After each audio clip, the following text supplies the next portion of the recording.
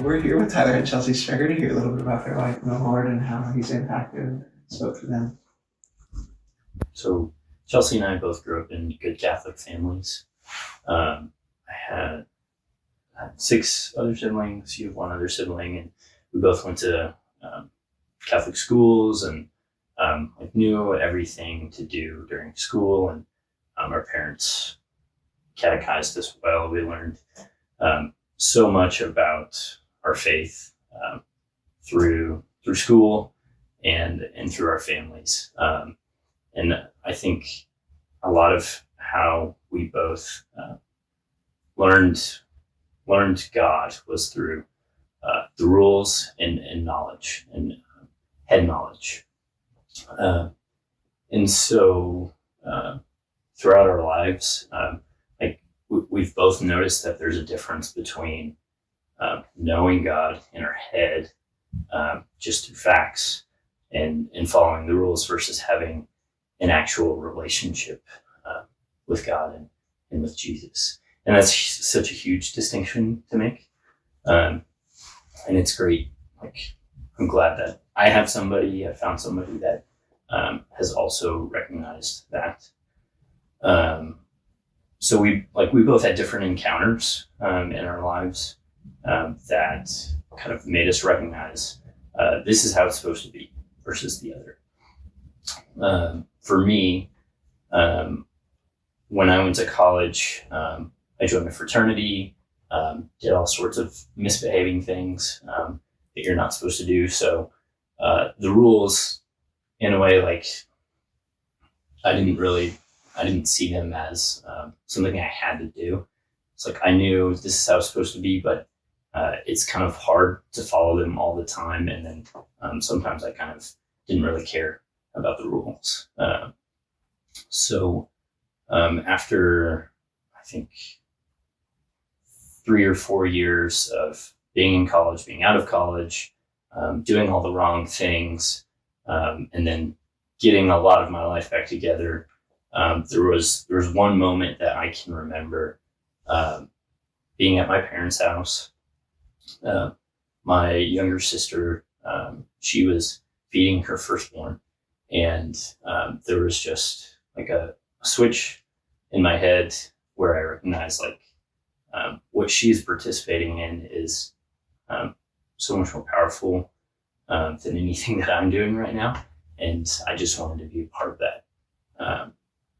So that gave me, outside of school, outside of following the rules, that gave me something more tangible to direct my life towards.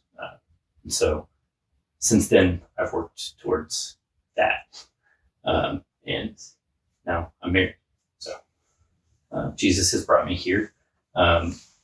That moment is something that I see as Jesus stepping in and saying, there's beauty to participate in, more than just following the rules. So maybe even beauty and self-gift too.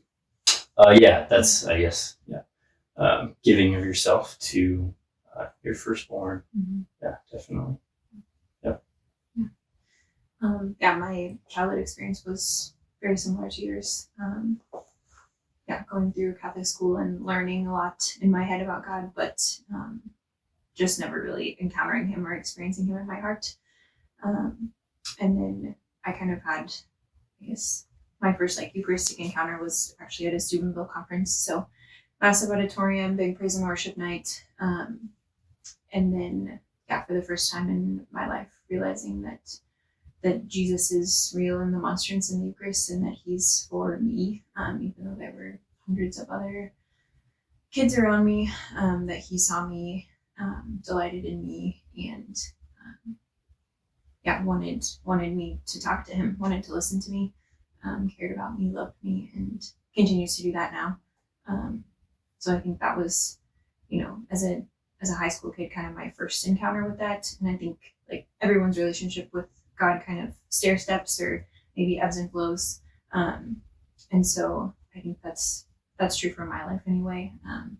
But that one true encounter has always stood the test of time for me. And then, I think just recognizing the goodness of self-gift has been part of my journey too. So participating in things like prayer and action or toast to us, and just the joy from self-gift, and then getting to do that every day with you. Yeah, we get to do that every day. Every day. So I guess to recap, self-gift is really important. Having like self-awareness and knowing or at least reflecting on your relationship with Jesus and how he's actually impacted your life. And what was I going to say? Just thinking about that every day. I think it's really important to at least attempt to recognize every day how he's impacted your life that day. Yeah. And I think you feel the same way. Yeah. I think for us, like a recent big encounter with him was our wedding day, our wedding mass, especially to get to witness to each other and stand in front of each other and make promises, but also have like everyone who we kind of just like told our life stories, everyone who was a part of that, celebrate with us, and recognize like the goodness that the Lord has put into our lives and also in theirs. So it was just beautiful to participate in that with you and with everyone. Jesus' gaze, like that's what drew me in. So like to see him looking at you with love, that kind of snowballs into everything else.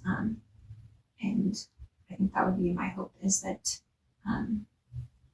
to be able to sit in his gaze, to recognize his gaze, and to let that be something that penetrates you and changes things that need to be changed, or I think if you're struggling to recognize your relationship with Jesus, or how he has impacted you and just day to day or at all, like I think the first thing I would hope that you do is just sit, doesn't matter where you are, and just ask in your heart for him to make himself aware to you. I think that's sometimes how I work around that every day. It's like I don't know how you've been brought into my day today, but please show me. I think that's a really good starting point for sure.